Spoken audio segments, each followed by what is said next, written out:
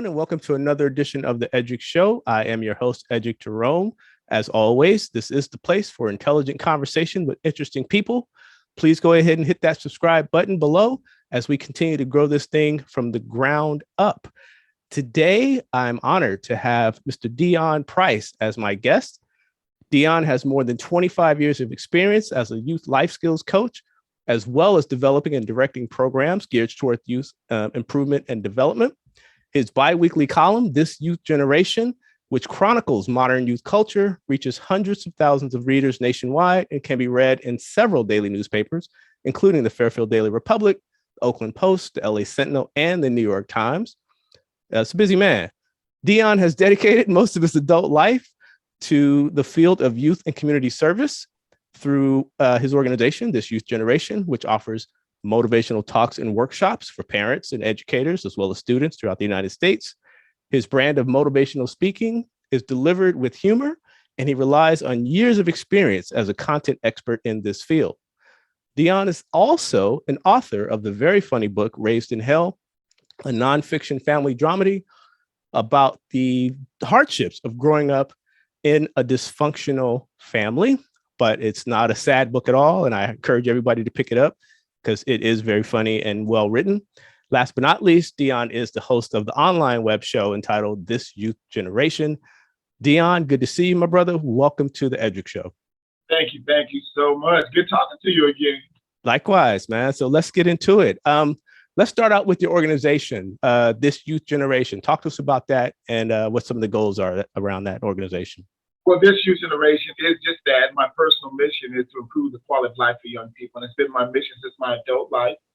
And that has become my life's work. It's been my secular work. It has been my everyday work, my community work. And everything that I've been involved in most of my adult life have been involved around improving the quality of life of young people, either in my, by way of juvenile halls when I first started, as a youth counselor, or with the YMCA, the Job Corps, and still what I do now as director. But all that is backdropped by my own personal mission to teach life skills through edutainment, educational entertainment, storytelling, any engaging activity. So that's what This Youth Generation is. Right now, it's grown into or evolved into an online youth life skills academy, and is fueled by the column, by the work, and all that is connected to This Youth Generation. So it's available for parents, youth workers, youth organizations, school districts. They can use this just as a supplemental tool to help improve the quality of life for young people. And to be involved in work like this for the number of years you've been in it and what you give to it when you give everything to it, where did that come from? Why is this so important to you, and what motivated you to get started in this type of work? Great question. It's being a product of the environment and the product of challenging youth and all of the issues and intricate issues and barriers that young people face. I faced that, and it affected me, and it affected other people in very various ways. So it impacted me in such a way, which is also depicted in the book Raised in Hell, that you can overcome these challenging environments. Here's the thing. Young people have no control of the environment that they're subjected to. We are responsible, and I say adults are responsible for the environment that their young people or children or youth are in. I had no control over my family or what I was born into, but I was forced, unfortunately, to navigate an alcoholic mother, no father, and a very challenging and violent environment. That was not my fault. That was just the hand that I was dealt. To this day, young people are given an environment that's not their fault. It's our fault. Our generation set them up, in my opinion, for failure for this challenging environment, right? Where education out of control, the environment is violent, and there's all these obstacles, but it's not their fault. So they have to deal with the decisions that our generation has made. So my personal mission, when I deal with young people, I feel we're personally responsible for the trifling environment that some of our young people are faced with. So I start with an apology when I deal with young people. I apologize for the conditions that you guys are faced to deal with because it was our generation's bad decisions that made it more difficult for you. Well said. And you've been doing this, like I say, for more than 25 years. And so I imagine and maybe not, the messages and the way you approach this work, say 20 years ago with one generation, because you're probably now with sons and daughters of folks who maybe have come through your academy before. So how have you either tailored your message, reworked your message? How have you kept that message consistent to meet the needs of the generation from 20 years ago, as opposed to the generation now? Great question. And that's also the message that I do indirectly for parents and youth workers and institutions and youth programs. We have to stay relevant. And we have to continue to monitor the environment, because every youth culture, it changes every 10 or even more. It evolves. And if we don't monitor the environment and make the necessary adjustments, you will become a casualty of that environment. And that goes for the weather. If the weather changes and it's 100 degrees outside, you got to make the adjustments, right? Or you'll become a casualty. If it's freezing outside, you make the adjustment or you will become a casualty.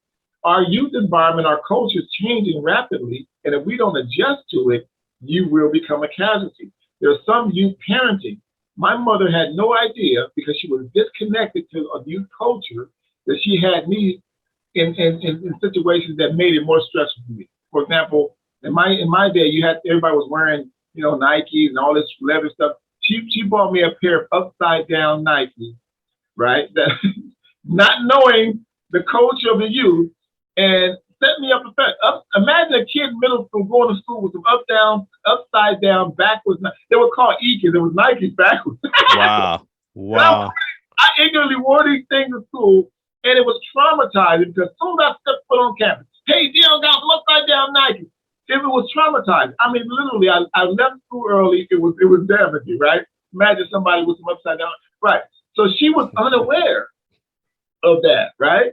So we have to monitor our environment. Let's stay connected with the culture so we can be relevant. I think no matter how old or generation we are, we can still not compromise our principles, but let's embrace youth culture so we can better understand it and we can be better connected to the youth that we serve, including our very own children. And playing off of that theme, so the young people today are different. They're different, and that's how it's supposed to be. They have so much exposure to the world, so much exposure to information, good and bad. What are some of the things, some of the specific challenges you see today that maybe for young people that maybe other generations didn't have to deal with? Oh yeah, so back in our day, generation, and I'm assuming we're in the same generation, you had to be worried about the people you hung around physically and literally. Okay, just stay away from that corner, right? Right? There's a dog down that street. Don't go down this route, right? Right. Go to school. If you go down this block, you may be jacked and maybe some gangs in this area. It was easier to avoid some of the hazards because it was physical. Nowadays, the hazards are not physical. It's influential. It's online. It's in their iPod. It's on their cell phone. There's a dangerously negative and ill-spirited influence that our young people have more of an access to than we ever did because of the media access to them. In one of the recent columns in This Youth Generation, I compared the negative influences nowadays is deadlier than the coronavirus. The ill-spirited influence that our young people have access to is much deadlier. My son, my last, is 17. I have no idea who's in his ear and who is in his mind on a daily basis. I listened to his music and I was like, really? Wow, right? Meanwhile, in our culture, what did you have to listen to? You had to listen to everything your parent had on that big stereo. Right. Exactly. The big console, man, with the 8-track and exactly. The vinyl behind you. So therefore, our parents influenced us musically and entertainment. Remember, we only had 3 channels back in the day: ABC, NBC, and CBS. So we all was watching Sanford and Son and Good Times and all that. We all was raised on the same thing. There are multi-millions and thousands of different venues that our young people are being influenced that we have no control over, and a lot of it is unhealthy. So I say the biggest challenge to our young people now is having our young people, our mentors, their parents be the main influence on them, which is very challenging nowadays because of the negative aspect and the amount of oversaturated negative influence that our young people have access to from the digital world. You and I were talking before we came on a couple of years ago. We helped with the youth summit for the Mount Calvary Baptist Church. Shout out to Mount Calvary Baptist Church. And I remember vividly, man, we were in the room with all of the young men. And I believe there was a gentleman who was a former San Francisco police officer. and he was talking about police brutality and things that's still going on today. So from your perspective, man, especially with our young men, police brutality today, where are we? How come we're still talking about this, and why is it such a potent impact on our young men today? Oh yeah, because the ill-spirited influence of hate and violence has always been there. I always compare the ill-spirited influence that resulted in the torture and death of Emmett Till in 1955. That ill-spirited influence is still here, right? Unfortunately, we have more access to the vast amount of it happening all over this country now. So it hasn't gone anywhere, and it's not going to change. That's beyond our pay grade to solve. We think we're not going to solve hate and violence. It's not going to happen in our lifetime. That's a higher grade. It's not our control. Right. All we can do is try to help them navigate. So yes, it's still happening, and what's happening now is our young people have a lot more rebellion in them, right, than we did back in the day. Why? Because we were trained as a young culture that your parents gave you a physical discipline, preparing you that if you do this, they're going to kill you. So this what you got at home was training you was giving you a little bit of self-control. Now, our young generation now don't have that old school discipline. So they grow up with this lack of consequences, and they're much more rebellious, they're much more angry. But that ill-spirited influence and hate is still there. And now that hate is given to young individuals with authority and a license to kill. So it's infiltrated our police departments with people who have this intrinsic bias, and they're able to show that. So you put all those things together, and now and access to more of these things that are happening all over the world thanks to the internet and the social media, then you have what we have today. Some of these tragedies happening, they appear to be happening every week. Shifting gears now, you use humor quite a bit. You're funny man, just naturally funny. But you've been able to weave humor in and out of your work, and you use that as a way to get the message across. So talk to me about your sense of humor. Where did you develop it? It's prevalent in your book, Raised in Hell. Talk to me about your sense of humor, man, and why that's such a part of what you do. Well, it's just natural. I guess it was like a defense mechanism. I always share with folks, my mother passed away in 2017. Oh, my condolences. Yeah, thank you. And she implied that because she gave us, with her character charisma, everything we needed. You couldn't be sensitive in our house, right? She would hit us with all this insult, everything we needed. So by the time we left the house, anybody bullied us or teased us, I'm like, is this all y'all got? My mother insulted me everything. She gave it to us all. And it was also a defense mechanism, so we were able, because we were so impoverished, right? So I had to make sure that I was defending myself by using humor. And all the brothers, my older brother Herman, who's the oldest of us, he always said, it's better to laugh about it than cry about it. And obviously, everything's not a laughing matter, but it sure helped you minimize the stress of growing up in a very challenging and impoverished condition if you were able to make light of the situation. So if your mom showed up drunk with a crooked blonde wig on, looking like a black Harpo Marx, you can cry. She showed up to dance with me and my brother, like, whose mother is that? And we're like, she said that, I'm like, so it's better to laugh about it. So we had fun with it, right? And with the shoes and things. So my mother was an alcoholic. Her drink of choice was a screwdriver. So she would and vodka and orange juice, right? So vodka is clear. So she would drink this orange juice. I thought it was orange juice, but it was actually that vodka. And until I was 12 years old, I had this phobia of orange juice. I thought it was the orange juice. I had her losing her dog. Wow. She was gonna start cussing people out, throwing knives at people. I'm like, what the hell is in that orange juice? It's making people. Wow. That orange juice, right? So making light of it made it easier for us to deal with, and it also reduced the stress. And then as I became an adult, I started telling these funny stories back in the day in these nightclubs. And at the same time, I was working at a Hillcrest Juvenile Hall in San Mateo, and I was telling the same stories at the End Zone nightclub to the kids in the juvenile hall as a teaching tool. I said, wait a minute. So if I can reach them through humor, it's a good way to connect before you correct. Hmm. So that's my way of dealing with my teaching style. Let's dive into the book, Raised in Hell. Again, get that book. It's a great read in and of itself. The messaging and then just sharing, and it's a personal book. I mean, you put it out there, man. There's no fear in what you've put out there to the world. So, talk to us about the book, Raised in Hell. How did it come about, and what prompted you to want to put that story out? Thank you for that. And it's now it evolved. It was actually a therapy session, and I was telling you stories all along because I use the tool. Storytelling has always been an art form in our culture for centuries, and your personal story is also a teaching tool for self gratification and therapeutic reasons. But when it can be a tool of healing, then it's even more of a value for you to share those things. I've learned that those things I went through in the 80s, that talking about impoverished conditions, talking about violence, gang violence, drug addiction, broken families, family drama, all that stuff, although it was 30, almost 40 years ago, is it still happening today? Absolutely. Every generation is still facing those very same things. So can someone learn from what I went through in Raised in Hell, whether you're a parent, a foster care person, a foster kid, every generation can still use the lessons inside Raised in Hell as a teaching tool, how we can navigate as anecdotes to it, right?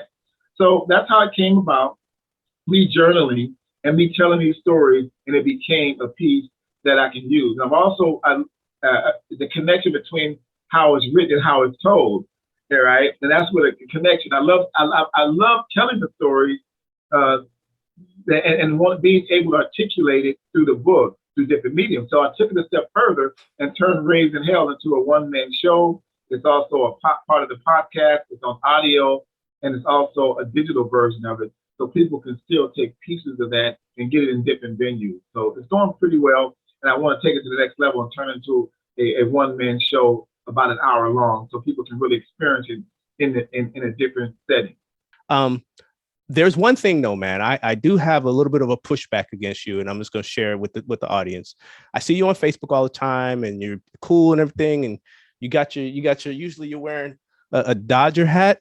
So I just want to No. Just to say, man, look, I know you're a Dodger fan. Dodgers are playing the Giants right now while we're recording this, but Dodger hats, where's the Dodger love come from? And I ain't gonna hold it against you, but I just wanted to flex a little bit just so you know. You got me on that. Like, you may have some Dodger gear. I know. Everywhere I go, you're right. And you got me on that. And I love that. But I appreciate that. What it came as my childhood, growing up in LA, of course, I'm Dodgers, Lakers, and Raiders. Well, let me put that in order. Lakers, Dodgers, okay. Raiders.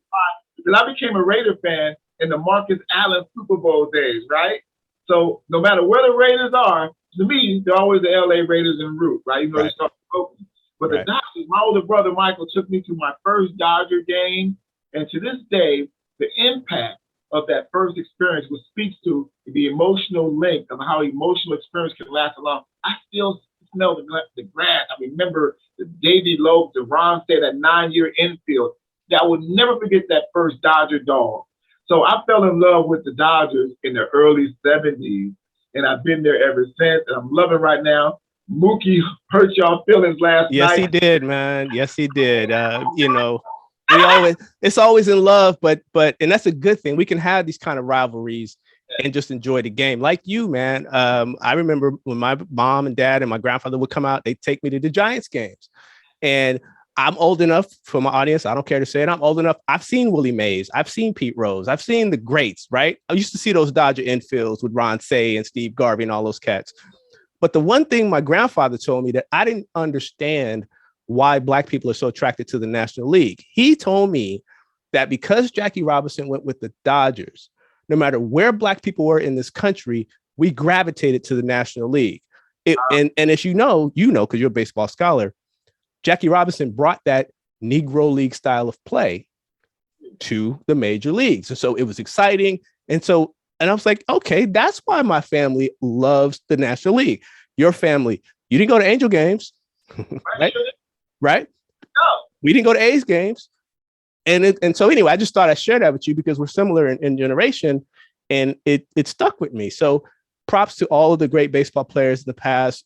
You're right. Walking in the grass, the smell, we got to get back to that, man. I think there's something to that for us and how we are and how we develop and our love of sports. So people fall back in love in baseball because we fell out of love with baseball. I'm sure you heard over the All-Star break where Mookie Betts wrote a piece, we need more black people at the stadium, and he was right on the money. How did we fall out of love with a game that we dominated and we celebrated for so many years? What happened?